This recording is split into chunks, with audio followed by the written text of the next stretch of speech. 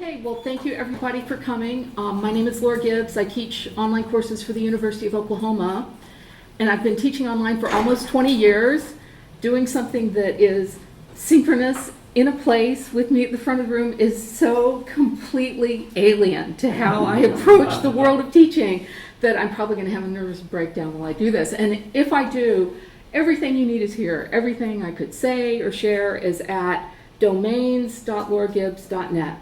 And instead of slides, I'm just going to scroll through this document and introduce you to JavaScripts for distributed content via RotateContentcom. You've never heard of this tool, I'm sure, because it's just this free tool that a student of mine built in the year 2003.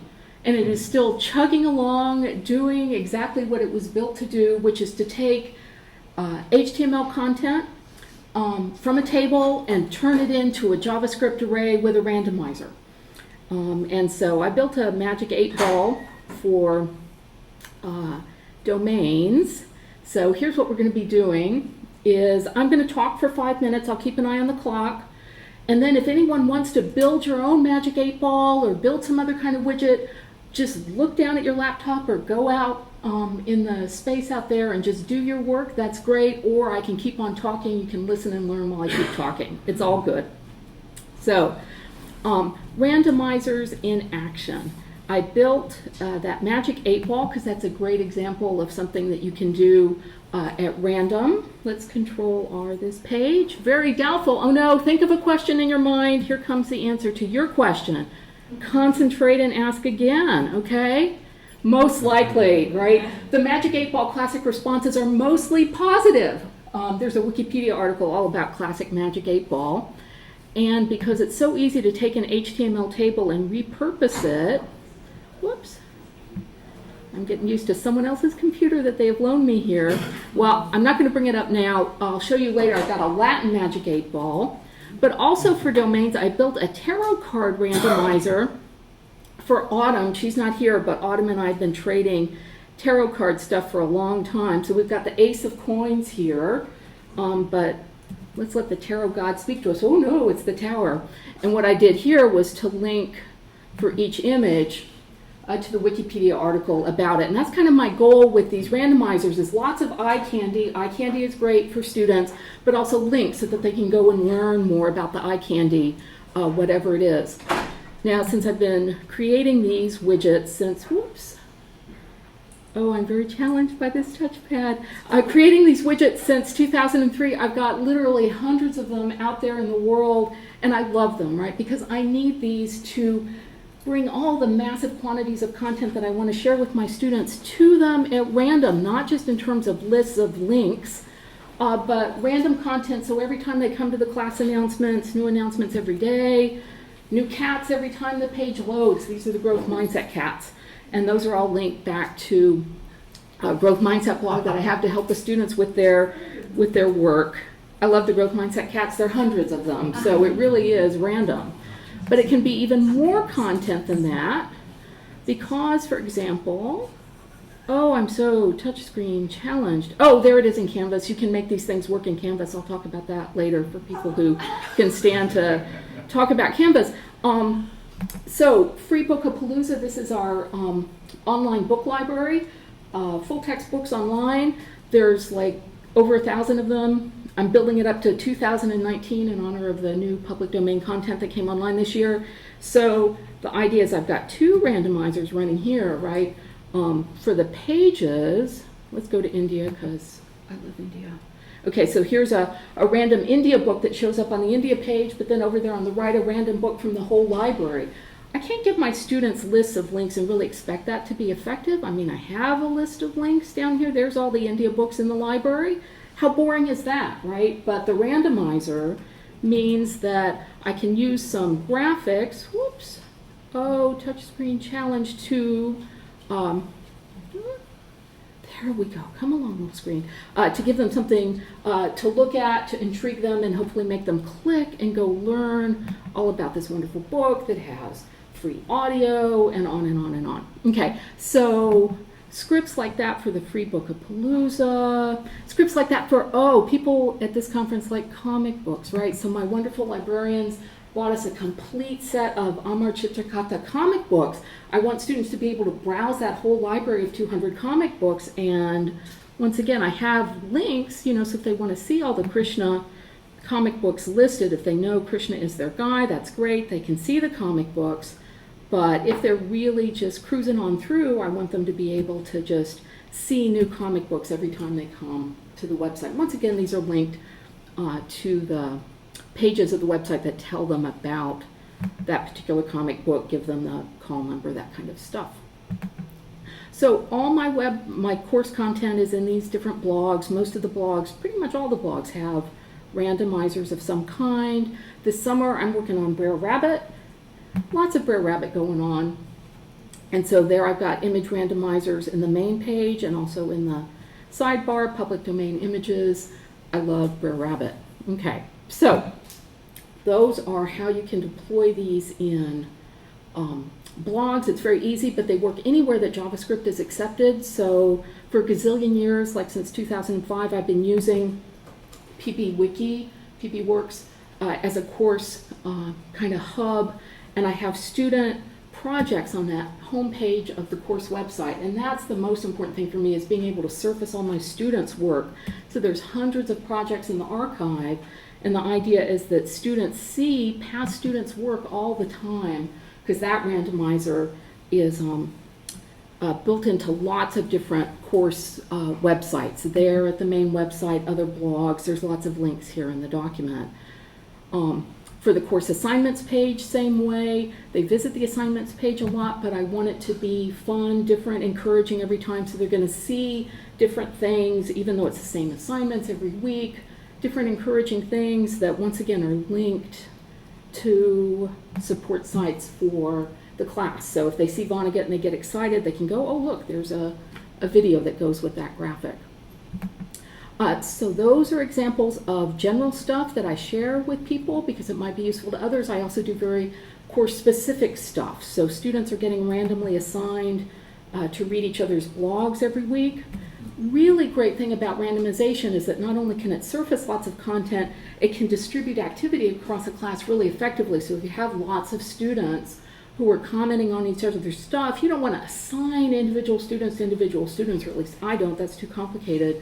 I just use the randomizer to assign them to each other. And they like that because they get into the whole idea of like, oh, the randomizer, it made me come talk to you. So I left a big mess here. Sorry about that. Woohoo. Don't want to explode the browser. Okay, so that is a very course-specific kind of example. And then I'll just quickly say that you can make all of this work in Canvas if you use this amazing, sneaky iframe trick. And so Canvas pages, static, dead, depressing, but they don't have to be, right? So here are the cats in Canvas, right? There they are. So every time that Canvas page loads, oh, it's not a touch screen. Anyway, so there's cats in there, all kinds of things that I've made shareable, easy to use for people in Canvas, and you can actually use that same trick on the course syllabus page in Canvas. Right now, what page is more boring than a syllabus, right? Because it just sort of says the same thing over and over again, so you just add beautiful pictures to it, and they can even find out more. What's going on in that picture? Oh my gosh, it's so weird. So anyway, that is my quick, I talked too much already. That's my quick overview of things. And then just anybody who's curious, you can use that same iframe trick to make things, your JavaScripts run in Google Sites. So what I set up for people to do if you want to build your own widget is this Magic 8 thing. And I'm not going to go into all the details here. I'll just say that the step-by-step is here. It's very simple. You have an HTML file that you can edit in any editor you want. You have a spreadsheet. You put your stuff in the spreadsheet. You can see a sort of screenshot there because I made a little video. I'm not going to play the video here, but literally, I think it's It's 1 minute and 45 seconds. That's how long it takes to do this. Once you have your spreadsheet or your HTML table, you just go bing, bing, bing, bing, use Randy's RotateContentcom tool, and you have a JavaScript deployed. 1 minute and 45 seconds. Don't believe me, watch the video. And I talk fast, I type fast, so 2 minutes and 45 seconds if you don't type fast. There's all the details there for how to do it. I'm going to skip over that now, but feel free to make a widget right now if you want. Right? And now I'm into the phase where I'm going to talk some more about other stuff, but please ignore me and create things. That's way better than just listening. But Canvas Widget Warehouse. What I did back when the Canvas community was a place where I hung out, I created the Canvas Widget Warehouse, which is full of all these widgets in a way that you can use in Canvas. And what that means is, Canvas won't let you put a JavaScript in there. It just freaks out. But if you create a vanilla web page, just an HTML web page on your server somewhere, and stick that JavaScript in there, and then you iframe that vanilla web page into Canvas, Canvas is happy, right? Because it doesn't know that a JavaScript generated the HTML. All Canvas is getting is the HTML that comes churning out of the JavaScript, and it's happy, right? So you can actually do all kinds of amazing things with this JavaScript iframe trick in Canvas. That's how you can get real Twitter widgets to appear in Canvas. I have a Twitter for Canvas site that explains how to do that. I talked way too much, but I will just scroll on through to explain. There's some 5 powers of randomization and of widgets. I think those all resonate with people here at Domains about keeping your content fresh, fun and mystery, bibliomancy, look it up. Large amounts of content, distributed content, edit in one place, distributed everywhere. I had a section here where I was coming to Domains to beg someone to bring me out of the year 2003 into the 21st century for real. And Brian Olendijk has already built a web component that does all this stuff for hacks. So if anybody was in the hacks presentation, you can do all of this in hacks. So questions? That was like one big long sentence, wasn't it? That's why I don't teach in a classroom. Yes, Joe. This is the worst possible question. Could you repeat the URL? Oh! Domains.lauragibbs.net. Sorry about that. I was the one who was late, so. This is brilliant. Yeah. I so want to have the growth mindset cats on my website. Oh, you can, a minute, that's less than 1 minute and 45 seconds. And let me give a plug for the amazing student who did this for me. I have lots of technical stuff here for advanced features. He now builds board games. He said goodbye to the coding world. He wants to build physical board games. So plug for Randy and his Foxtrot games. Yeah, the Fox thing, this goes like way back to, he did a whole huge ESOP project with me, and the fox sort of became his avatar too. So he wrote a great card-playing game with foxes. I forget the name, but I recognize the Lanterns. Lanterns Is is that the name? gorgeous. Yeah, yeah. Anyway, neat stuff from a very genius student. Any other questions? Okay, well, I swear it's all in the document. I apologize for not really knowing how to do a presentation, but I do know how to create online content, and it's there. So. Yeah, I mean, you know how to do a presentation. Okay. My jaw is on the floor here. It's so easy and so fun. I mean, it really, the students get into the whole, like, the randomizer made me do this thing, and you can use it to do all kinds of randomizing in your class. It can all become random. And random is good, right? That's one of the ways you fight back against the algorithms, right? Is by randomizing, open-ended. No one knows what's going to happen. Do you mostly use the randomizers for like fun engagement pieces and things? Like, is that where you focus on? Right, and that's all I do, Keegan, is fun engagement, right? Because I teach gen ed, right? The goal is to make people love stories and art and music and literature. You can randomize YouTube playlists, for example. You can stick iframes inside this thing. So you can randomize iframes so you can have random YouTube playlists showing up in the sidebar of a blog. So that's how you can actually get like access to tons of videos just taking up a little bit of space in your blog sidebar. I guess let me, I didn't quite get my my question across too, just because you'll have to forgive me for that one, but Are, like, do you use it, for instance, in assignments as well for, like, say, I don't know, the quickest one I can come to is like randomized prompts. Right, Or randomized, like. Yeah, I have a storytelling style randomizer, and it's not like you have to do the style that comes up, but if you're having writer's block or something, you can bang on the style randomizer as opposed to reading through the list of different styles. Yeah. So, Cool. yeah, random is a way of life. You know, it works in lots of ways, serious stuff and fun stuff.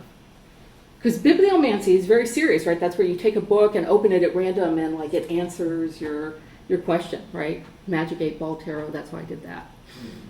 Be fun to do that with, I don't know if you know the Brian Eno deck, which I'm forgetting. No. Oblique strategies. Yeah, I was just thinking that. Yeah. Ooh. And it's just a set of essentially 3x5 cards he wrote himself.